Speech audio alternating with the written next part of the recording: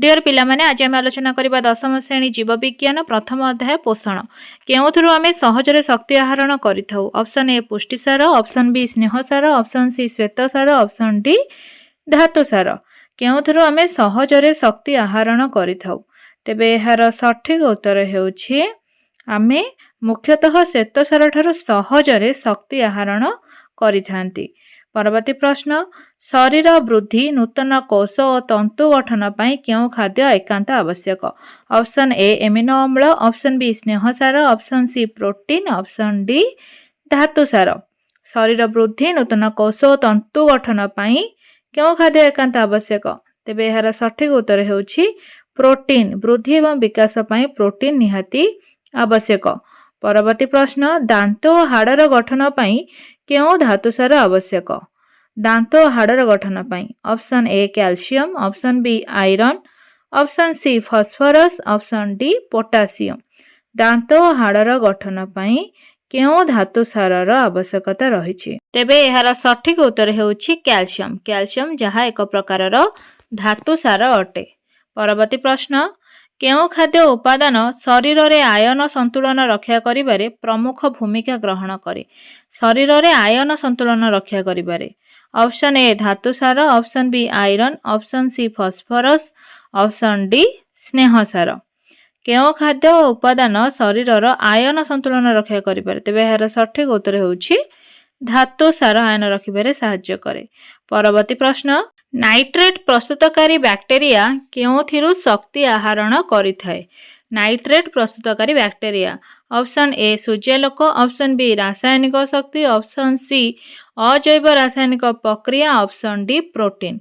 Nitrate प्रस्तुतकारी bacteria केउथिरु शक्ति आहरण करिथाय। अजैव रासायनिक प्रक्रिया रे शक्ति आहरण करिथाय।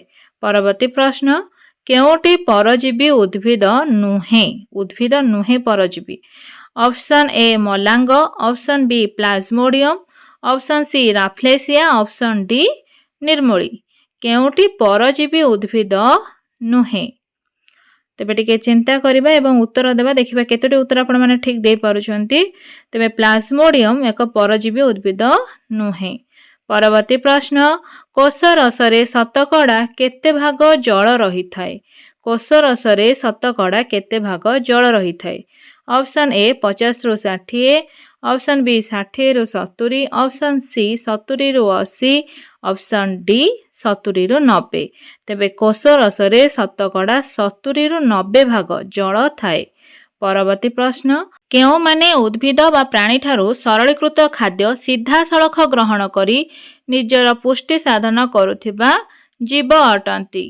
ऑप्शन ए सोभोजी, ऑप्शन बी परजीवी, ऑप्शन सी अणुजीव, ऑप्शन डी कोनोसेटी नुहे। तेबे परजीवी उद्भिद बा प्राणी ठारू सरलीकृत खाद्य सीधा सड़क ग्रहण करी निजर पुष्टि साधन करे। परवर्ती प्रश्न केउ पोषकटी एमिनो एसिड रु मिले। केउ पोषकटी एमिनो एसिड रु मिले।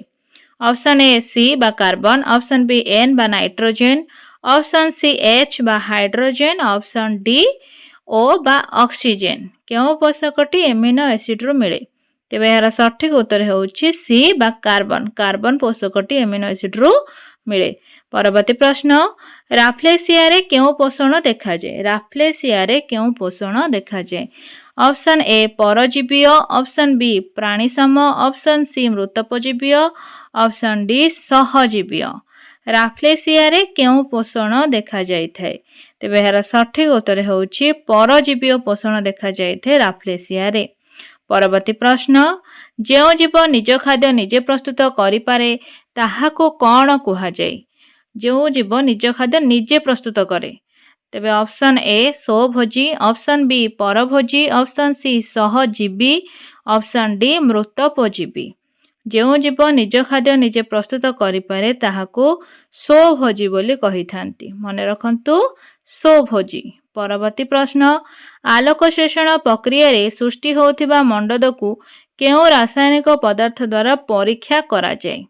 आलोक श्लेषण प्रक्रिया रे सृष्टि होथिबा मंडदकु option A chlorine, option B fluorine, option C iodine, option D bromine. आलोक श्लेषण प्रक्रिया रे सृष्टि होथिबा मंडदकु आयोडीन रासायनिक पदार्थ द्वारा परीक्षा कराଯାए। परवर्ती प्रश्न कोष झिल्ली तैयारी करिबारे काहार प्रमुख भूमिका रही। कोष झिल्ली ऑप्शन ए पुष्टिसार, ऑप्शन बी स्नेहसार, ऑप्शन सी श्वेतसार, ऑप्शन डी धातुसार। कोष झिल्ली तैयारी करिबारे काहार प्रमुख भूमिका रही। तेबे एहार सठिक उत्तर हेउछि धातुसारर प्रमुख भूमिका रही कोष झिल्ली तैयारी रे। परवर्ती प्रश्न कोषीय शोषण बेले काहार जारण घटी CO2 बा कार्बन डाइऑक्साइड जल और शक्ति निर्गत होइथाय। कोषीय शोषण बेले काहार जारण घटी।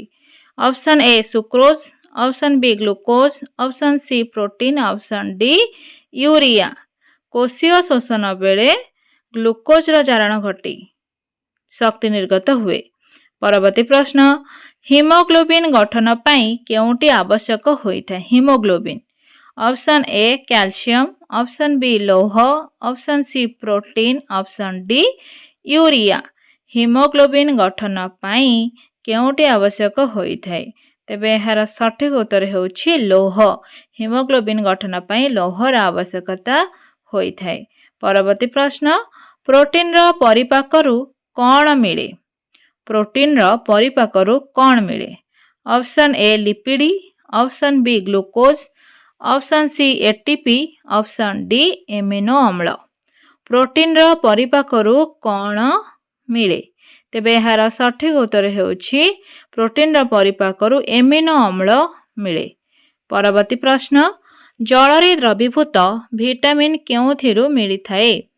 ऑप्शन ए साग फल पनीपरिबा, ऑप्शन बी तेल घी, ऑप्शन सी माछ मांस अंडा, ऑप्शन डी छेना लहुणी और क्षीर। जल रे द्रवीभूत विटामिन केउथिरु मिलिथाय। एहार सठिक उत्तर हेउछि साग फल एवं पनीपरिबारु मिलिथाय। परवर्ती प्रश्न परिपाक परे सरलीकृत खाद्यर कौन घटिथाय। परिपाक परे सरलीकृत खाद्यर कौन घटिथाय। ऑप्शन ए जारण, ऑप्शन बी आत्मीकरण, ऑप्शन सी अवशोषण, ऑप्शन डी रेचन। परिपाक परे सरलीकृत खाद्यर आत्मीकरण घटिथाय। आत्मीकरण। परवर्ती प्रश्न अन्य उद्भिद बा प्राणी को संपूर्ण बा आंशिक भावरे खाद्य रूपे ग्रहण करुथिबा पोषक को कौन कुहाଯାଏ। ऑप्शन ए प्राणीय पोषण, ऑप्शन बी परजीवीय पोषण, ऑप्शन सी मृतपजीवीय पोषण, ऑप्शन डी सहजीवीय पोषण। अन्य उद्भिद बा प्राणी को संपूर्ण बा आंशिक भावरे खाद्य रूपे ग्रहण करुथिबा पोषक को मृतपजीवीय पोषण कुहाଯାଏ। परवर्ती प्रश्न केउटी परजीवी नुहे। केउटी परजीवी नुहे। Option A plasmodium, option B उकुणी, option C rafflesia, option D bacteria. केउटी परजीवी नुहे। तेबे एहार सठिक उत्तर हेउछि बैक्टेरिया परजीवी नुहे। परवर्ती प्रश्न केउ प्रकार पोषण रे परजीवी माने भोजदाता ठारू सरलीकृत खाद्य सीधा सड़ख ग्रहण करी निजर पुष्टि साधन करिथांती। ऑप्शन ए सहजीवीय पोषण, ऑप्शन बी परजीवीय पोषण, ऑप्शन सी मृतपजीवीय पोषण, ऑप्शन डी प्राणी सम पोषण। तेबे एहार सठिक उत्तर हेउछि परजीवीय पोषण रे अन्य उपरे निर्भर करंती। परवर्ती प्रश्न केउ बैक्टेरिया आम शरीर को विटामिन B12 जोगाई थाए। ऑप्शन ए गंधक बैक्टेरिया, ऑप्शन बी नाइट्रेट प्रस्तुतकारी बैक्टेरिया, ऑप्शन सी रसायन शोषण bacteria, option D Escherichia coli bacteria. तेबे केउ बैक्टेरिया आम शरीर को विटामिन B12 जोगाई था। इस्चेरिचिया कोलाई बैक्टेरिया। परवर्ती प्रश्न पालिसेड पारेन्काइमा टिश्यूर रंग किपरि। पालिसेड पारेन्काइमा टिश्यूर रंग किपरि। ऑप्शन ए लाल, ऑप्शन बी नील, ऑप्शन सी सबुज, ऑप्शन डी बाईगणी। तेबे पालिसेड पारेन्काइमा टिश्यूर रंग हेउछि सबुज। मने रखंतु पालिसेड पारेन्काइमार रंग सबुज।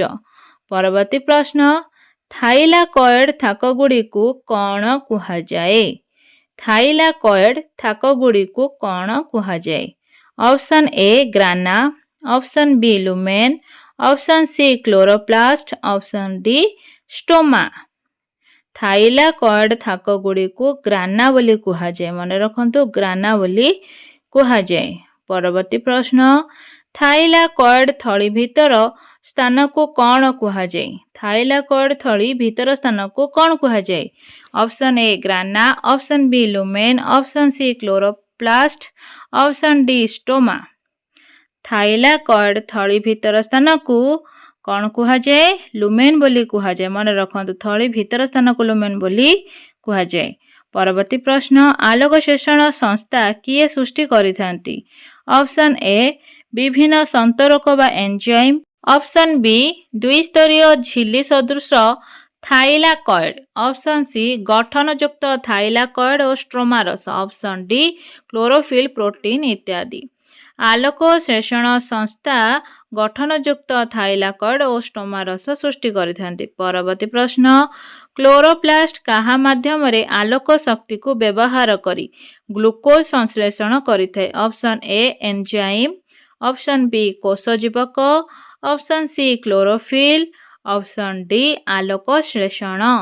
କ୍ଲୋରୋପ୍ଲାଷ୍ଟ କ୍ଲୋରୋଫିଲ୍ ମାଧ୍ୟମରେ ଆଲୋକ ଶକ୍ତିକୁ ବ୍ୟବହାର କରି ଗ୍ଲୁକୋଜ୍ ସଂଶ୍ଳେଷଣ କରିଥାଏ। ପରବର୍ତ୍ତୀ ପ୍ରଶ୍ନ, ଗୋଟିଏ ଗ୍ଲୁକୋଜ୍ ଅଣୁ ସଂଶ୍ଳେଷଣ ପାଇଁ କେତୋଟି ଜଳ ଅଣୁ ବ୍ୟବହୃତ ହୁଏ?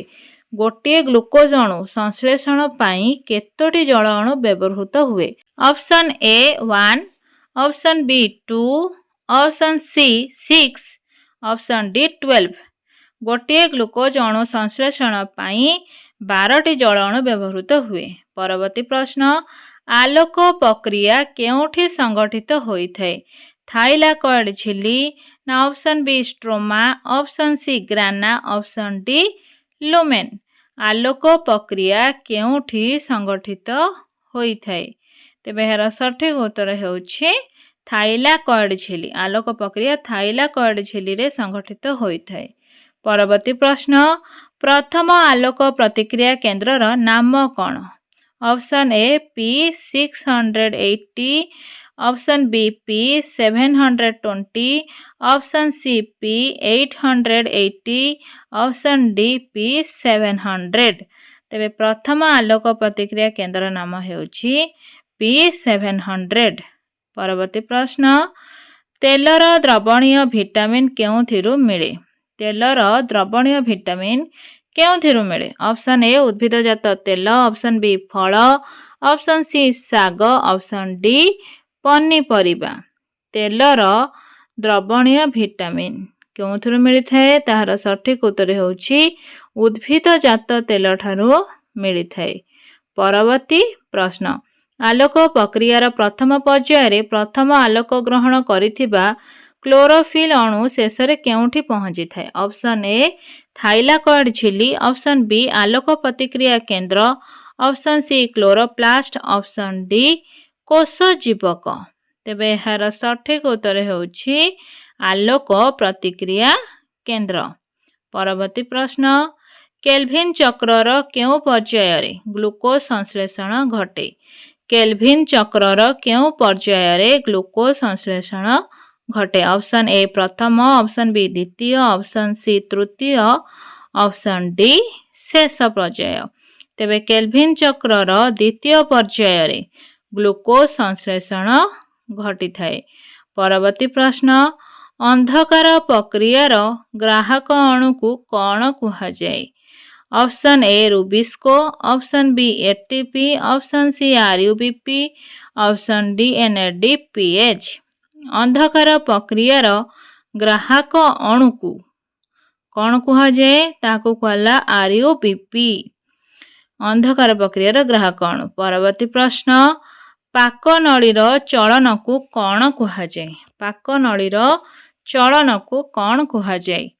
Option A photosynthesis, option B peristalsis, option C glycolysis, option D chemosynthesis. ତେବେ ଏହାର ସଠିକ୍ ଉତ୍ତର ହେଉଛି ପେରିଷ୍ଟାଲସିସ୍।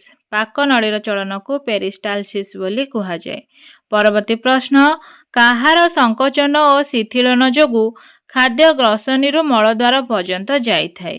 ଅପସନ୍ ଏ ଚକ୍ରାକୃତି ପେଶୀ, ଅପସନ୍ ବି ଅନୁଦୈର୍ଘ୍ୟ ପେଶୀ, ଅପସନ୍ ସି ଉଭୟ ଚକ୍ରାକୃତି ଓ ଅନୁଦୈର୍ଘ୍ୟ ପେଶୀ, ଅପସନ୍ ଡି କୌଣସିଟି ନୁହେଁ। ତେବେ ଉଭୟ ଚକ୍ରାକୃତି ଓ ଅନୁଦୈର୍ଘ୍ୟ ପେଶୀର ସଙ୍କୋଚନ ଶିଥିଳନ ହୋଇଥାଏ। ପରବର୍ତ୍ତୀ ପ୍ରଶ୍ନ, କେଉଁ ଦାନ୍ତ 6 ବର୍ଷ ବେଳକୁ ଝଡ଼ିବାକୁ ଆରମ୍ଭ କରେ? କେଉଁ ଦାନ୍ତ 6 ବର୍ଷ ବେଳକୁ ଝଡ଼ିବାକୁ ଆରମ୍ଭ କରେ? ଅପସନ୍ ଏ ଶ୍ୱାନ ଦାନ୍ତ, ଅପସନ୍ ବି କ୍ଷୀର ଦାନ୍ତ, ଅପସନ୍ ସି ସ୍ଥାୟୀ ଦାନ୍ତ, ଅପସନ୍ ଡି ଚର୍ବଣ ଦାନ୍ତ। ତେବେ କ୍ଷୀର ଦାନ୍ତ 6 ବର୍ଷ ବେଳକୁ ଝଡ଼ିବାକୁ ଆରମ୍ଭ କରେ, କ୍ଷୀର ଦାନ୍ତ।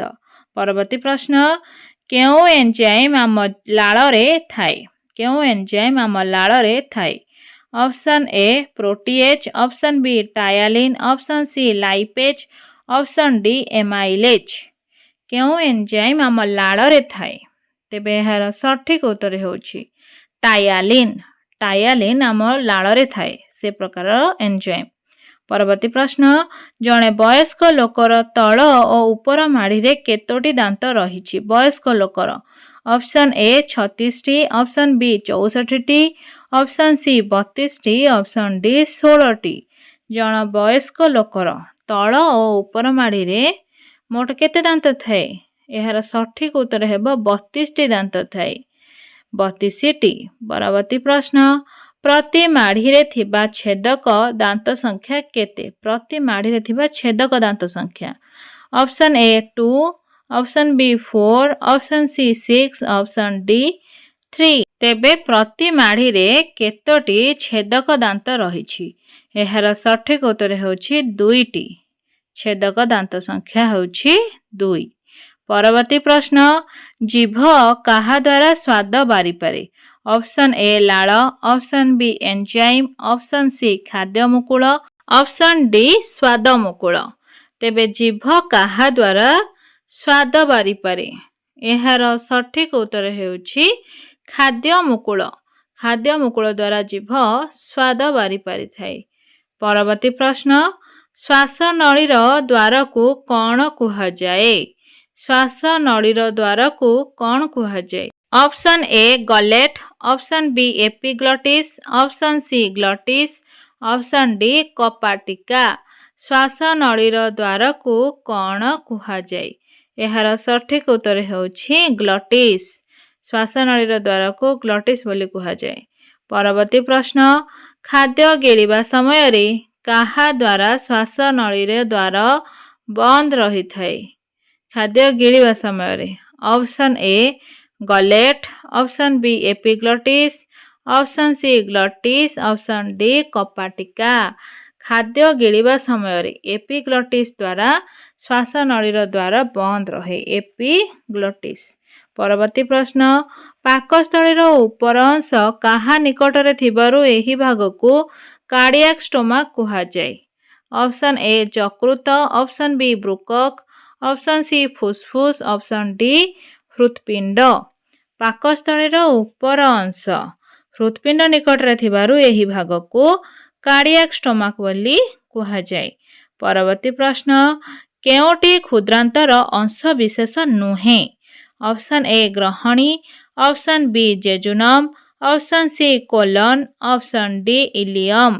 କେଉଁଟି କ୍ଷୁଦ୍ରାନ୍ତର ଏକ ଅଂଶବିଶେଷ ନୁହେଁ? ତେବେ ଏହାର ସଠିକ୍ ଉତ୍ତର ହେଉଛି କୋଲନ୍। କୋଲନ୍ କ୍ଷୁଦ୍ରାନ୍ତର ଅଂଶବିଶେଷ ନୁହେଁ। ଯିବା ପରବର୍ତ୍ତୀ ପ୍ରଶ୍ନ, କେଉଁ ଏନ୍ଜାଇମ୍ ଖାଦ୍ୟରେ ଥିବା ଅନିଷ୍ଟକାରୀ ଜୀବାଣୁମାନଙ୍କୁ ନଷ୍ଟ କରନ୍ତି? Option A amylase, option B protease, option C bactericidal, option D lipase. କେଉଁ ଏନ୍ଜାଇମ୍ ଖାଦ୍ୟରେ ଥିବା ଅନିଷ୍ଟକାରୀ ଜୀବାଣୁମାନଙ୍କୁ ନଷ୍ଟ କରିଦିଏ? ତେବେ ଏହାର ସଠିକ୍ ଉତ୍ତର ହେଉଛି ବ୍ୟାକ୍ଟିସିଡାଲ୍। ପରବର୍ତ୍ତୀ ପ୍ରଶ୍ନ, କେଉଁ ଏନ୍ଜାଇମ୍ ମାଲ୍ଟୋଜ୍କୁ ଗ୍ଲୁକୋଜ୍ରେ ପରିଣତ କରେ? Option A amylase, option B protease, option C bactericidal, option D lipase.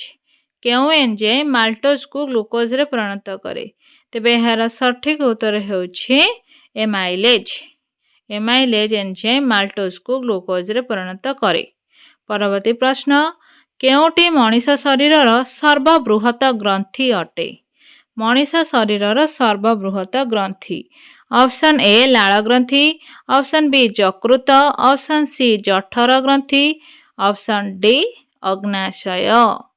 କେଉଁଟି ମଣିଷ ଶରୀରର ସର୍ବବୃହତ ଗ୍ରନ୍ଥି? ତାହା ହେଉଛି ଯକୃତ ମଣିଷ ଶରୀରର ସର୍ବବୃହତ ଗ୍ରନ୍ଥି। ପରବର୍ତ୍ତୀ ପ୍ରଶ୍ନ, କେଉଁ ଏନ୍ଜାଇମ୍ ଅଗ୍ନାଶୟ ରସରେ ନଥାଏ? କେଉଁ ଏନ୍ଜାଇମ୍ ଅଗ୍ନାଶୟ ରସରେ ନଥାଏ? Option A amylase, option B lipase, option C pepsin, option D protease. କେଉଁଟି ଅଗ୍ନାଶୟ ରସରେ ନଥାଏ? ତେବେ ଏହାର ସଠିକ ଉତ୍ତର ହେଉଛି ପେପ୍ସିନ୍ ଏନ୍ଜାଇମ୍। ପରବର୍ତ୍ତୀ ପ୍ରଶ୍ନ, କେଉଁଟି ଏନ୍ଜାଇମ୍ ସ୍ନେହସାରକୁ ଫ୍ୟାଟି ଏସିଡ୍ ଓ ଗ୍ଲିସେରିନ୍ରେ ପରିଣତ କରିଥାଏ? କେଉଁ enzyme? Option A ptyalin, option B lipase, option C pepsin, option D protease. କେଉଁ ଏନ୍ଜାଇମ୍? ତେବେ ଏହାର ସଠିକ ଉତ୍ତର ହେଉଛି ଲାଇପେଜ୍ ସ୍ନେହସାରକୁ ଫ୍ୟାଟି ଏସିଡ୍ ଓ ଗ୍ଲିସେରିନ୍ରେ ପରିଣତ କରିଥାଏ ଏନ୍ଜାଇମ୍ ସାହାଯ୍ୟରେ।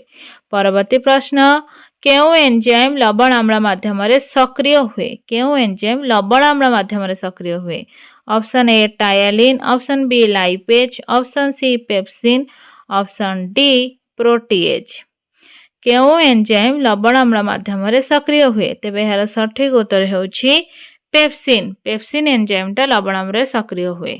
ପରବର୍ତ୍ତୀ ପ୍ରଶ୍ନ, ଟାୟାଲିନ୍ ଏନ୍ଜାଇମ୍ କେଉଁ ଗ୍ରନ୍ଥିରୁ କ୍ଷରିତ ହୋଇଥାଏ? ଟାୟାଲିନ୍ ଏନ୍ଜାଇମ୍ କେଉଁ ଗ୍ରନ୍ଥିରୁ କ୍ଷରିତ ହୋଇଥାଏ? ଅପସନ୍ ଏ ଅଗ୍ନାଶୟ, ଅପସନ୍ ବି ଜଠର, ଅପସନ୍ ସି ଯକୃତ, ଅପସନ୍ ଡି ଲାଳ ଗ୍ରନ୍ଥି। ଟାୟାଲିନ୍ ଏନ୍ଜାଇମ୍ କେଉଁ ଗ୍ରନ୍ଥିରୁ କ୍ଷରିତ ହୁଏ? ତାହା ହେଉଛି ଲାଳ ଗ୍ରନ୍ଥିରୁ କ୍ଷରିତ ହୋଇଥାଏ। ମନେ ରଖନ୍ତୁ। ପରବର୍ତ୍ତୀ ପ୍ରଶ୍ନ, କେଉଁ ଗ୍ରନ୍ଥିରୁ ପିତ୍ତ କ୍ଷରିତ ହୁଏ? କେଉଁ ଗ୍ରନ୍ଥିରୁ?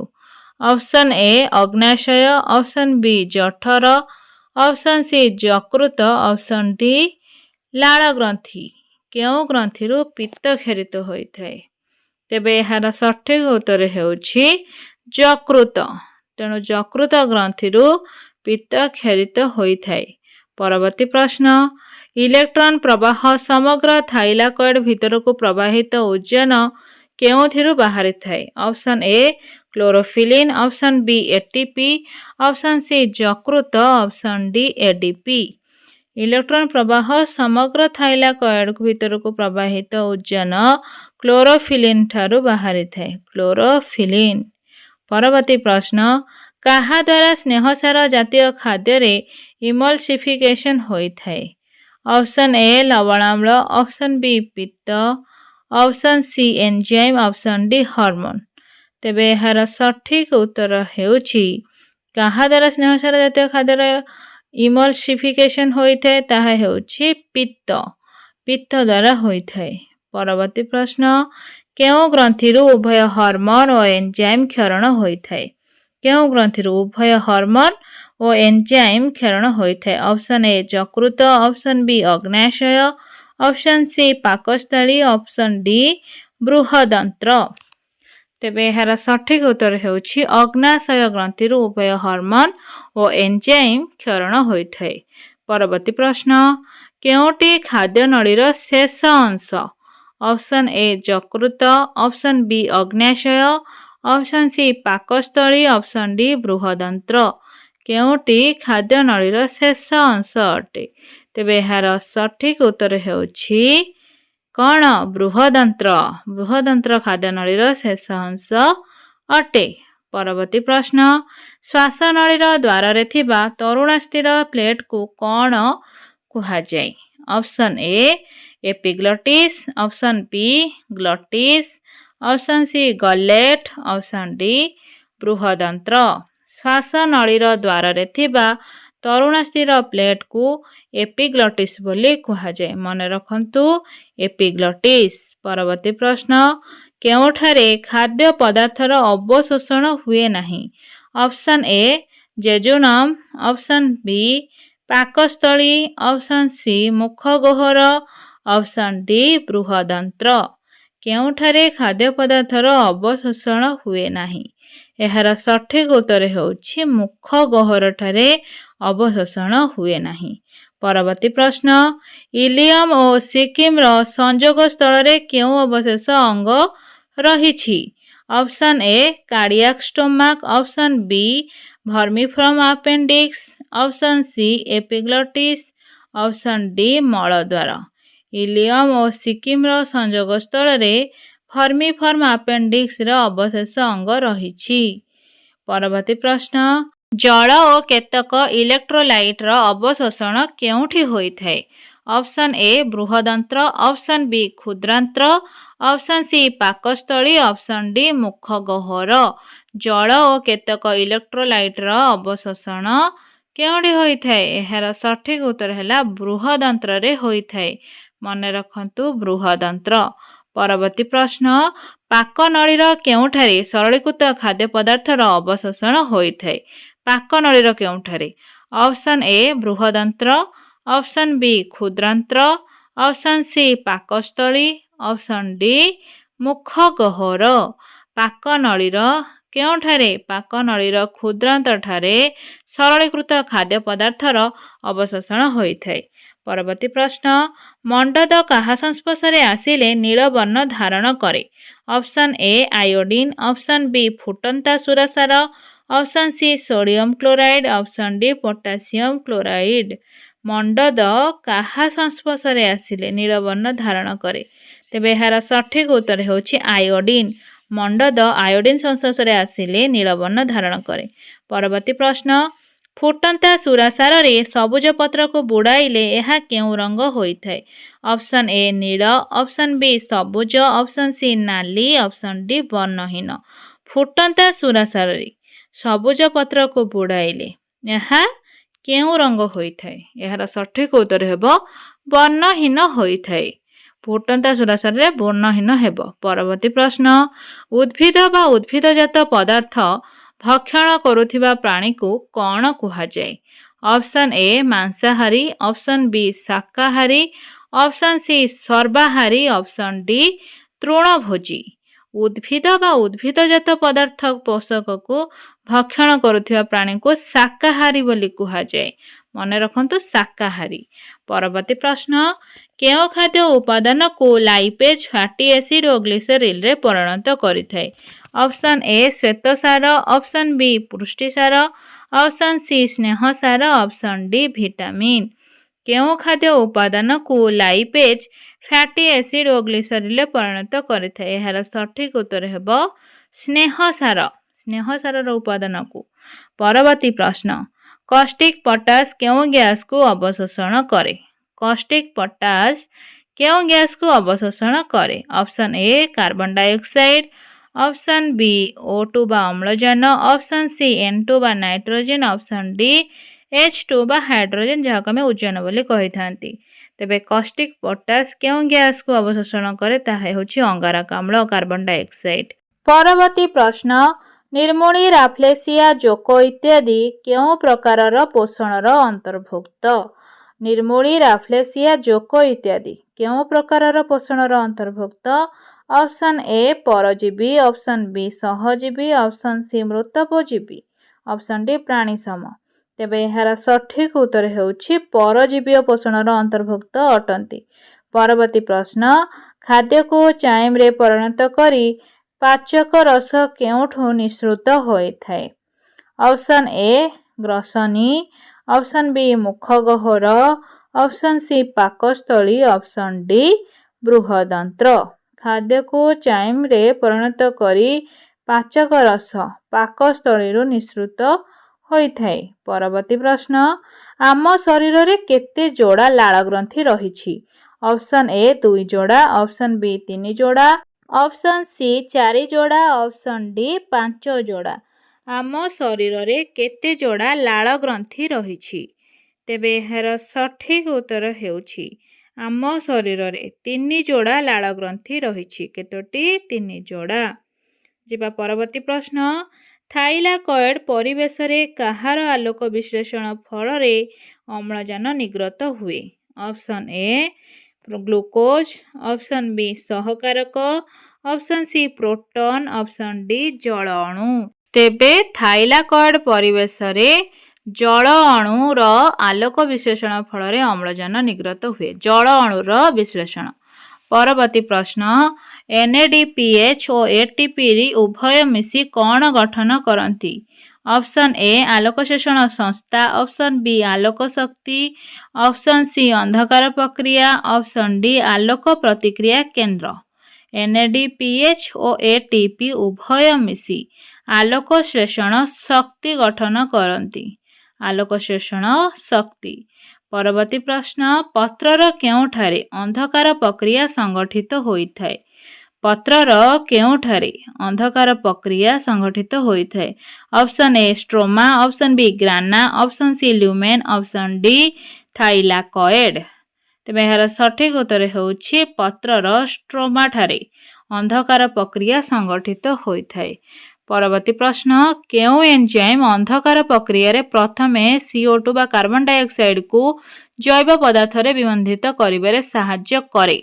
Option A NADPH, option B RUBP, option C rubisco, option D ATP। तेबे यार सठिक उत्तर हेउछि RUBISCO रुबिस्को।